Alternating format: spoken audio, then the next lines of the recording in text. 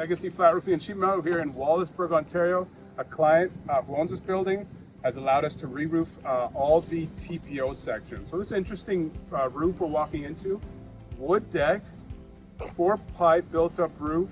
The P-stone has been removed, 2 inches of ISO insulation and TPO framed around the outside with 2x2 to frame in the 2 inches of insulation.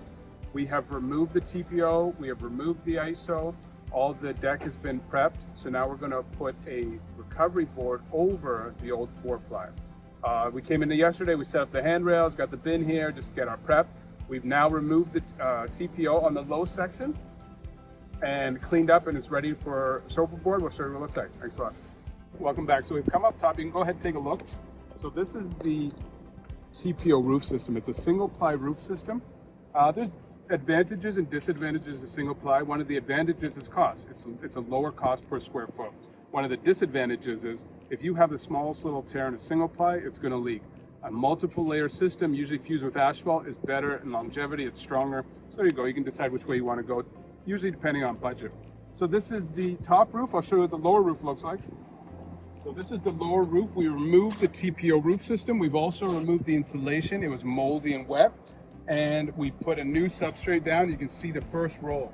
The red product there, that's the primer. And there we go.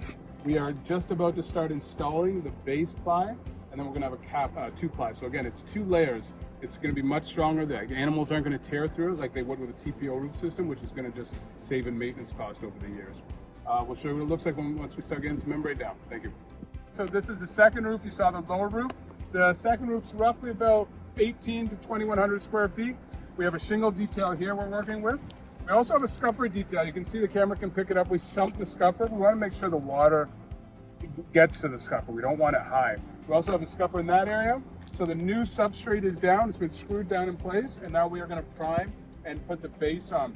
Usually when you start, you want to start at your drain. So in this case, we're going to start laying our base sheet at the scupper and work our way back. So the seams follow, just like shingles, the seams follow the flow of water.